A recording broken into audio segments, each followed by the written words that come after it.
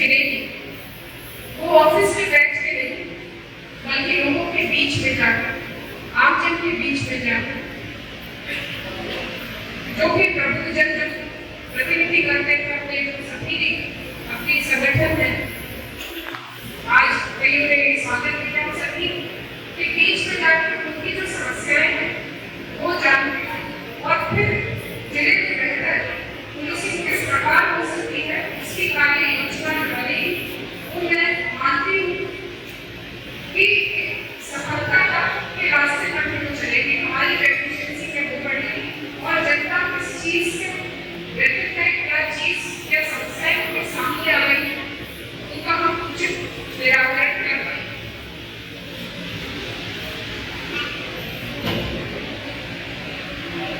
सूरतगढ़ में आकर मैं काफी दिनों से सोचती सभी कहते हैं कि सूरतगढ़ तो गंगानगर में मुख्य जो केंद्र है, जहाँ जो बड़ा एक कस्बा है सूरतगढ़ में काफी विकसित हो रहा है, कोचिंग हब बन रहा है। उसमें मैं जिस जिले में थी होता है वहाँ पर भी कोचिंग का बहुत ज्यादा देख करना है। जैसे देश भर में कोचिंग सिटी के नाम से प्रसिद्ध है। जब इधर आई तो पता चला कि सूरतगढ़ में भी इस तरह की बहुत ही ज्यादा बड़ी जो कोचिंग की संस्थाएं हैं वो बड़ा बच्चे अलग अलग जगह से आ रहे हैं, यहाँ पर कोचिंग प्राप्त कर रहे हैं। मुझे ये भी मालूम है कि जहाँ पर कोचिंग हब बन जाता है तो वहाँ पर साथ में और क्या क्या समस्याएं उससे जुड़ जाती है। किंतु फिर भी आपके बीच में आई तो आप मुझे थोड़ा अपना जो बड़े हैं वो आशीर्वाद देंगे, जो युवा वर्ग है वो मेरा साथ देगा, जो महिलाएं हैं वो मुझे सपोर्ट करेंगी। तो जो पुलिसिंग है वो हम उसको उच्चतम स्तर तक हम लेके जा सकते हैं, ये मेरा विश्वास है।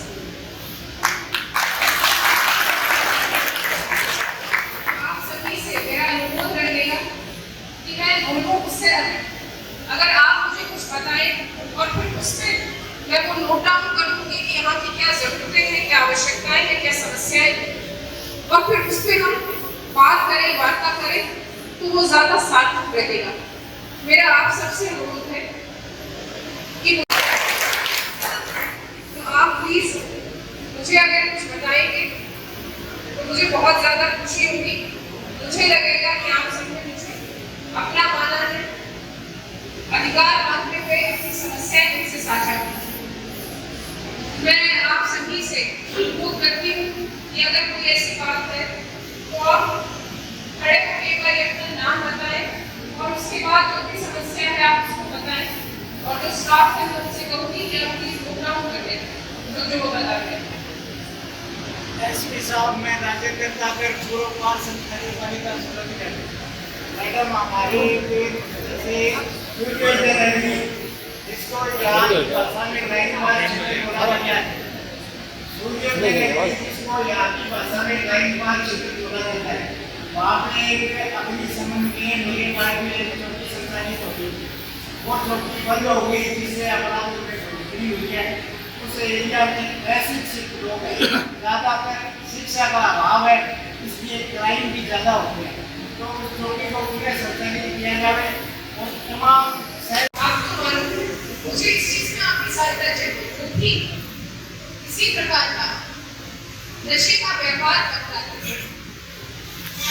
अगर वो अधिक मात्रा में उससे नशे की सामग्री बरामद होती है तो हम उसकी संपत्ति भी कुर्क कर सकते हैं, जब्त कर सकते हैं एनडीपीएस एक्ट में। एक शायद एक हमने करोड़ों की संपत्ति अपने यहीं पर भी थानाधिकारी द्वारा की गई है। अभी जो कि दिल्ली से जो नारकोटिक्स कंट्रोल ब्यूरो है वहां से कंफर्म होगी तब जाकर फाइनल करेंगे। व्यापारियों के विरुद्ध ये बहुत बढ़िया कार्य है। अगर आप हमें बता देंगे कि किसने ये नया कंस्ट्रक्शन नहीं किया है, ये देखो ये नशे से ये चीज इसने हरियाणा से अर्जित प्रॉपर्टी को जब्त कर सकते हैं। तो इसीलिए आप सब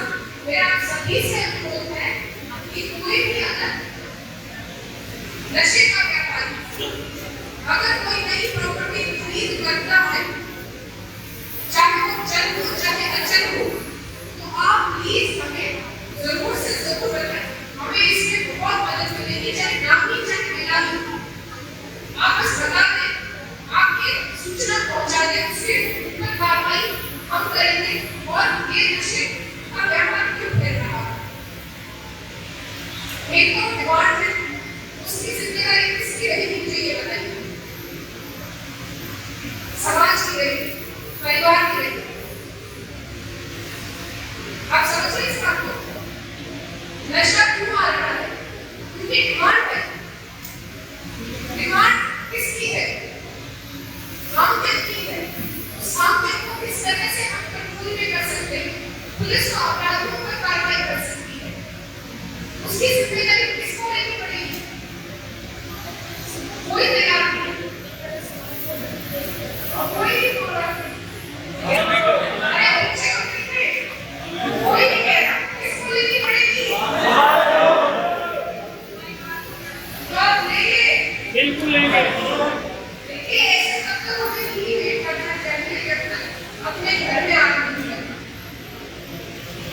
तब जो नंबर है उसका सिर्फ और सिर्फ मैं ही उपयोग करती हूँ, और वो स्पेशली वो नंबर स्पेशली है ही इसीलिए कि मेरे पास कोई भी आप अपराधियों के विरुद्ध, नशे के तस्करों के विरुद्ध, नशे के विरुद्ध कोई भी सूचना देंगे तो वो मेरे तक, आपकी जो आइडेंटिफिकेशन है वो सिर्फ मेरे तक सीमित रहेगी, वो कहीं पर भी बाहर नहीं जाएगी। मेरा आप नंबर नोट करिए प्लीज। ये फोन हमेशा मेरे पास रहता है, इसका व्हाट्सएप हमेशा मेरे पास रहता है, और इसको सिर्फ मैं ही देखती। एक मिनट आपके नाम को इसके बाद में मैंने सुना वार्ड नंबर 1 में नशा खुलेआम बिकता है और कम से कम 15 आदमी बेचने वाले हैं नशा, 15 आदमी बेचने वाले हैं। आप मुझे बताइए, अब उनका नाम लेते हैं तो इतने बदमाश प्रवृत्ति के लोग हैं कि अगर एक आदमी नाम ले तो उसके गोले तोड़ दे, इतने बदमाश प्रवृत्ति के लोग हैं। सच बात ये है, एक तो उसमें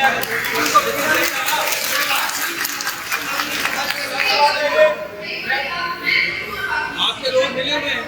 आप इस तरह से पर्टिकुलर सुनना है मुझे, आप पुलिस में कहें ऐसे कहते आप ना ही तो मैं पुलिस विभाग को नीचे इसमें कार्रवाई करेंगे, मैं कहती कार्रवाई करेंगे। आपके पास तो नंबर मेरे के नंबर पर आप 26 तारीख है, 26 तारीख होती है, 3 बार किया मैसेज आपके पास ये देखो एक में तो नहीं हुआ, इसका मतलब ये नहीं है कि आप इसको क्लियर कर लेंगे। आप किसी भी आप इसको ऐसे नीचे नहीं दिखा सकते, आप प्लीज चले जाइए। देखो ना, आप मुझे पर्सनली बता सकते हैं। भैया बोला कोई बात नहीं। आपने कहा कि व्हाट्सएप नंबर का मैंने बताया आपको, 3 बार मैंने मैसेज किया आपको। अब वहाँ पर लगातार कोई स्टाफ खड़ा करे, खड़ा करे, बिल्कुल में खड़ा करे, कभी कोई आगे पुलिस की चीज गाड़ी चढ़ा कर हमारे प्रयासों को आप इस तरह से नहीं करेंगे। मैं इस चीज में बिल्कुल गंभीर हूँ, नशे के विरुद्ध हम बिल्कुल सख्ती से कार्रवाई करेंगे। ये बिल्कुल अपने दिल के करीब है ये इशू, और मैं मानती हूँ, मैं अपना पूरा जो है समय देती हूँ कि इस पे कार्रवाई हो, और अगर किसी पे रह जाएगी तो वापस आप मुझे रिमाइंड कराएं।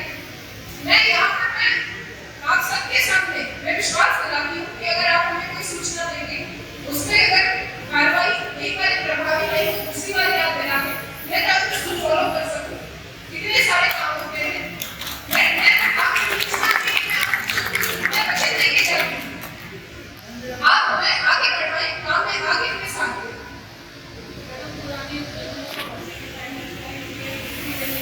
स्वागत में तो यदि आपको रुपये देना है तो बाद में भी दे सकते हैं।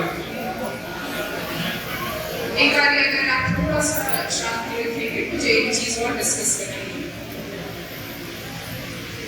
ये मेरे पास अभी आए हैं पुलिस गश्त बढ़ाने के लिए। अब इसमें हमारे पास जो स्टाफ करने गए वो सभी क्षेत्र को कवर करने के लिए पूरे स्थायी वहीं पर ही रहते तो पर्याप्त नहीं होता। हम गश्त करते रहते हैं, तो फिर क्षेत्र बड़ा है तो गाड़ियाँ भी अलग अलग क्षेत्र में जाती हैं, कभी किसी में होती है कभी किसी में। मेरा आप सबसे अनुरोध है कि आप यहाँ पर आए हैं, आपने समय दे रहे हैं, तो मैं मानती हूँ कि कहीं ना कहीं आप सबके मन में है कि हम पुलिस का साथ दें, एक बेहतर व्यवस्था करें। व्यापार संघ भी यहाँ पर है, सभी मौजूद लोग भी यहाँ पर है। इस तरह में पुलिस गश्त में अगर आपकी कोई एक बड़ी कॉलोनी है, कोई बड़ा बाजार है, सिर्फ महीने के 50 या 100 रुपए लगेंगे प्रति दुकान या घर में सीपीयू की व्यवस्था, उस सीपीयू में वो परमानेंट आप ही की 100, 200, 500 घरों में वो सिर्फ उन्हीं में ही सीमित रहेगा और आपके ऊपर बिल्कुल अधिक व्यय या उसका भार नहीं रहेगा। दूसरा, वो सीपीयू सही हो, उसका वो सेहतमंद हो, ठीक हो और अपनी ड्यूटी अच्छी तरह से कर रहा हो, ये हम सुनिश्चित कर लेंगे। रात्रि में उसको बार-बार चेक करते हैं। अगर सीपीयू की व्यवस्था अगर आप करवाते हैं तो हमें बहुत ज्यादा मदद मिलेगी। दूसरी कि सीसीटीवी कैमरास, जो सीसीटीवी कैमरास हैं अपराध होने के बाद हमें बहुत ज्यादा मदद करते हैं और जहां पर भी लिख जाता है आपको पता नहीं तो हम सभी देखते हैं कि जहां पर भी लिखा होता है आप सीसीटीवी कैमरा की नजर में है तो हम अपने आप में थोड़े अलर्ट हो जाते हैं। तो ये जो दो चीजें हैं इसमें बताई आपके कैमरा से मेरा विकास करें, स्पेशली जो आपका कोचिंग एरिया है अच्छी लाइटिंग रहती है, आपके शहर में पूरा सारा है कवर्ड सीसीटीवी से।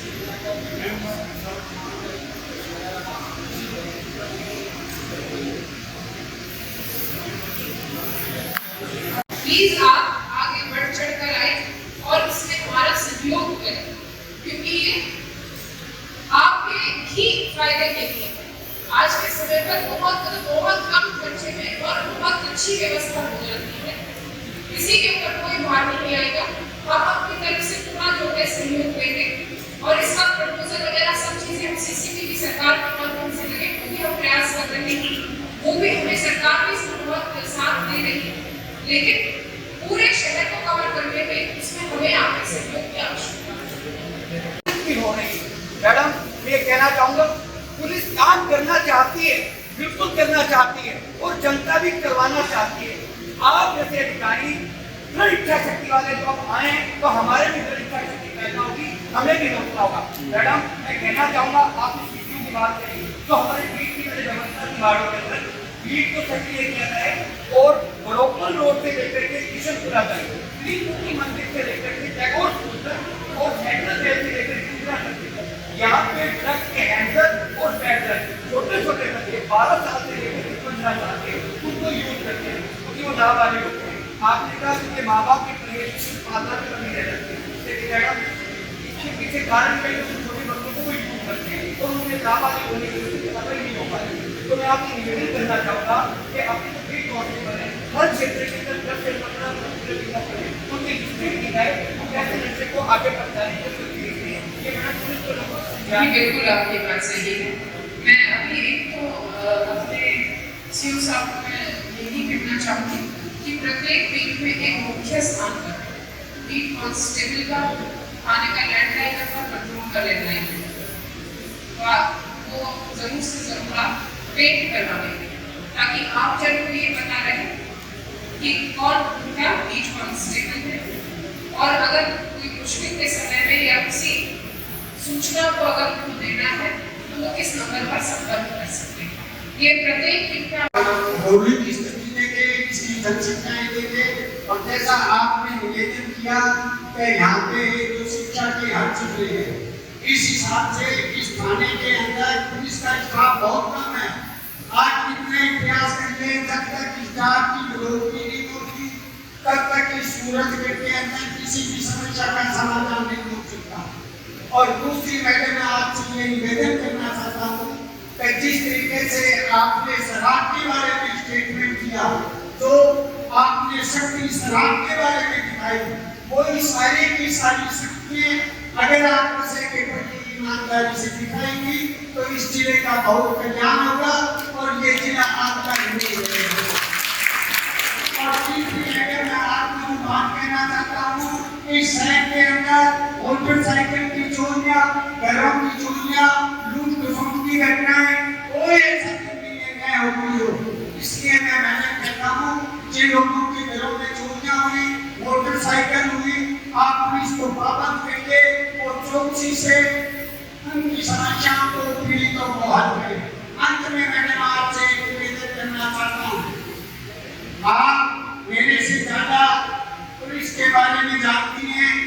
इसलिए मैं आपसे निवेदन करना चाहता हूँ कि थाने के अंदर जो बड़े-बड़े लोग हैं, नेता लोग हैं, या कोई किसी भी पार्टी राजनीतिक से संबंध रखता है, उनकी तो सुनवाई हो जाती है। मेन समझ चाहिए जो गरीब है, जो भूखे हैं, जिनके पास खाने के साथ नहीं, करने के साथ नहीं, रोजगार नहीं, वो गाँव में मिलकर होते हैं, शहरों में मिलकर होता है। कम से कम आपसे हम सारे लोग सुन करके ये उम्मीद करते हैं तो उन लोगों के सारे भी सुनवाई होगी। आपने मेरी बात को सुना, बहुत बहुत धन्यवाद। आप हमारी सुन करके आए, इसलिए मैं गाँव के नंदनवानी सूरत की जनता की तरफ से आपका हार्दिक अभिनंदन। और आप जिस चित्र की बात कर रहे थे भी जो स्थिति का हाल है वो मार्केट में उसी मार्केट में हम व्यवसाय करते हैं। आज से 6 महीने पहले उस मार्केट में एक पुलिस चौकी की स्थापना की गई, तो ऐसा है कि उसको बढ़ा दिया गया, पुलिस लोग से और निर्माण होगा, परंतु उसका की कमी की वजह से बोलते अभी तक कोई स्टॉप बैठा है।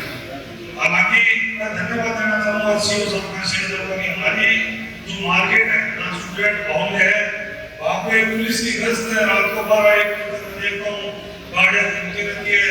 अब ये कहते हैं कि पुलिस नहीं जाती है, मैं कहता हूँ रात को 1, 2, 3 बजे एक दिन तो ऐसा वाकया हुआ था कि चोर कैमरा तोड़ रहा था, तो पुलिस की गाड़ी आई तो चोर ने उस कैमरे को छोड़ के भागा, तो रात को 2 बजे की घटना है। हम ये नहीं कह सकते, मैं आभारी हूँ पुलिस का, परंतु मेरा एक निवेदन रहेगा मार्केट एसोसिएशन के अध्यक्ष होने के नाते कि उस चौकी में यदि पुलिस का व्यवस्था होता है तो बहुत आभार।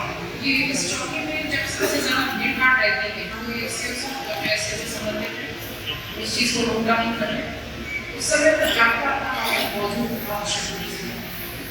शाम के समय पर सायकालीन में महिला जागता भी वहाँ पर रही थी, महिला भी रही और अपना स्टाफ प्रेजेंट करके क्वेश्चन हमने बात उसको या प्रॉपर्टी उससे खरीदी है हम उसको जब्त कर सकते हैं, तो ये बहुत बड़ी पावर है और इसका मिसयूज नहीं होगा, इसका सदुपयोग होगा।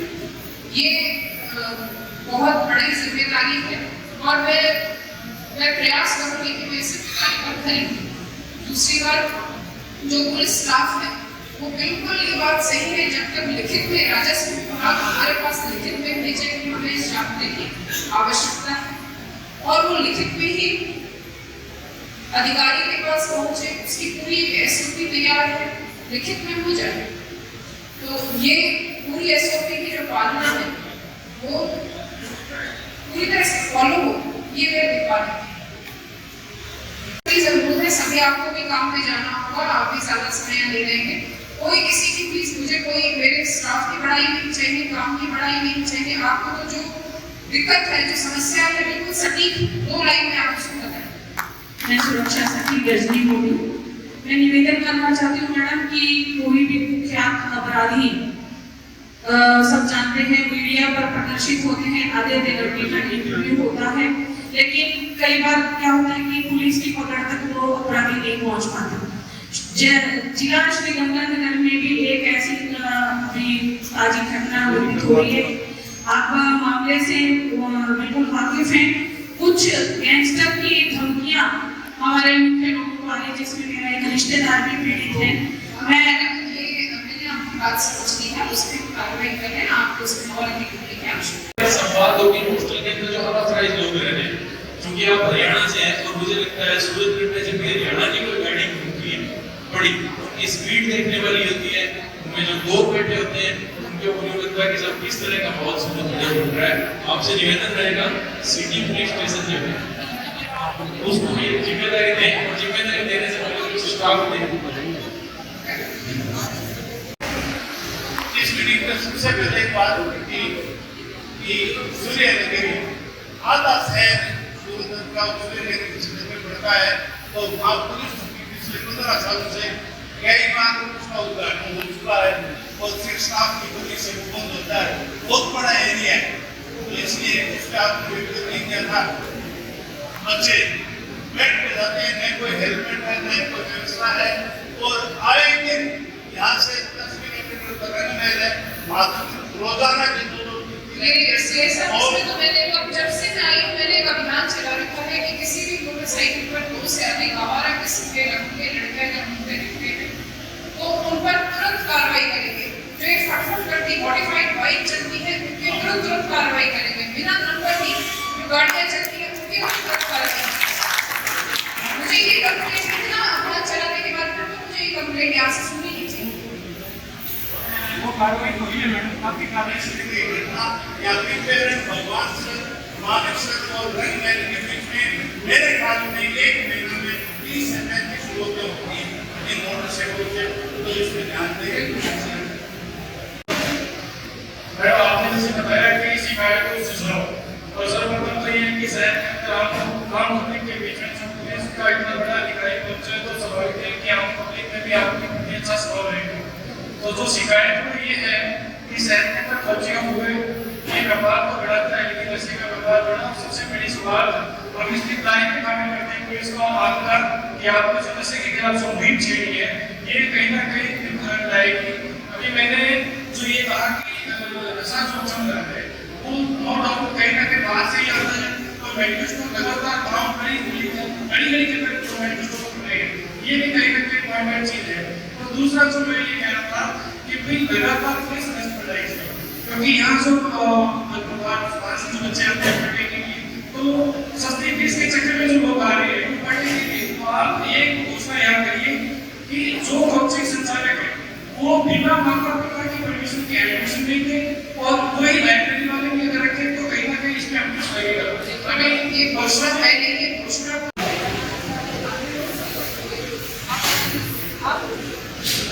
मैडम आप अपराध का जो तरीका बदल गया है, पहले उनको से डकैती हुआ करती थी लेकिन अब जो सबसे बड़ा फ्रॉड हो रहा है वो साइबर क्राइम में। मेरा ये नहीं कहते हैं जब थाने में जाते हैं तो साइबर फ्रॉड की कंप्लेंट नहीं लिखी जाती उनके हमें कहा जाता है कि आपको ध्यान रखना था, आपने ओटीपी क्यों बनाया, गलती हो गई कंप्लेंट करने आदमी थाने में भी जाएगा। तो मेरा मैडम ये निवेदन है तो पुलिस साइबर फ्रॉड के बारे में साइबर क्राइम के बारे में जागरूकता का अभियान रखे और दूसरा जो भी नंबर हम बताते हैं उस पर कार्रवाई करेंगे जो फोन नंबर है या अकाउंट नंबर है। अभी हमारा अभियान चल भी रहा है साइबर जागरूकता को लेकर, आप लोग कर रहे हैं लेकिन पता तो चल नहीं रहा चाहिए। तो मीडिया का जो भी मीडिया बंधु है उनका इसमें मदद लें और ज़्यादा से ज़्यादा साइबर जागरूकता अपने आप लोगों में फैलाएं। ये देखिएगा उधर भी साइबर जागरूकता का ही जो पोस्टर है वो लगा हुआ है और हम सोशल मीडिया के माध्यम से, प्रिंट मीडिया के माध्यम से, इलेक्ट्रॉनिक माध्यम से हम प्रयास करेंगे कि अपनी बात आप सब तक पहुंचा सके। एक साइबर एक्सपर्ट भी मैडम थाने में सब्सिडी है और यहाँ तो साइबर क्राइम वास्तव में बढ़ रहा है। तो मेरा निवेदन है कि साइबर सेल के लिए यहाँ एक व्यवस्था की जाए क्योंकि जो पीड़ित है वो गंगानगर तक पहुँच नहीं पाता। तो साइबर के एक्सपर्ट जो है उनको कहकर प्रत्येक स्कूल में प्रत्येक कॉलेज में बच्चों को साइबर की एक क्लास लगाई जाए जिससे कि साइबर अपराध घटेगा। क्योंकि बच्चे जो मुश्किल से बच्चों को पढ़ाते हैं